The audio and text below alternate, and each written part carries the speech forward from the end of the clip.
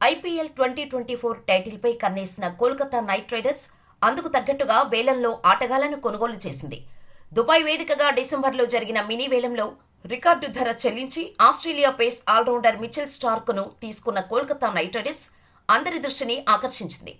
గత 16 సీజన్లలో 2 సార్లు మాత్రమే టైటిల్ అందుకున్న ఆ జట్టు ఐపీఎల్ 2021 సీజన్లో ఫైనల్లో చెన్నై సూపర్ కింగ్స్ చేతిలో ఓడి త్రుటిలో టైటిల్ చేజార్చుకుంది. గతేడాది పేలో ప్రదర్శనతో 7వ స్థానంలో నిలిచింది. ఈ క్రమంలోనే టీం బలహీనతలపై ఫోకస్ పెట్టిన కేకేఆర్ వేలంలో కత్తిలాంటి ఆటగాళ్లను తీసుకుంది.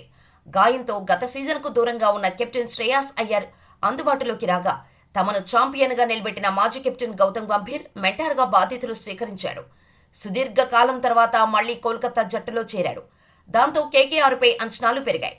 వేలంలోనే గంభీర్ మార్క్ కనిపించింది. మిచెల్ స్టార్క్ను 24.75 కోట్ల భారీ ధరకు కొనుగోలు చేయడం, మనీష్ పాండేను 50 లక్షలకు తీసుకోవడం వెనుక గంభీర్ ఉన్నాడు.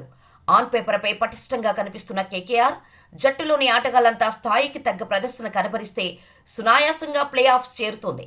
కానీ గత కొన్ని సీజన్లుగా విఫలమవుతున్న Andre Russell, Sunil Narine, Chetan సకారియాల ప్రదర్శనపై సందేహం నెలకొంది. రింకు సింగ్ రూపంలో మ్యాచ్ స్వరూపాన్ని మార్చే హిట్టర్ ఆ జట్టుకు ఉన్నాడు.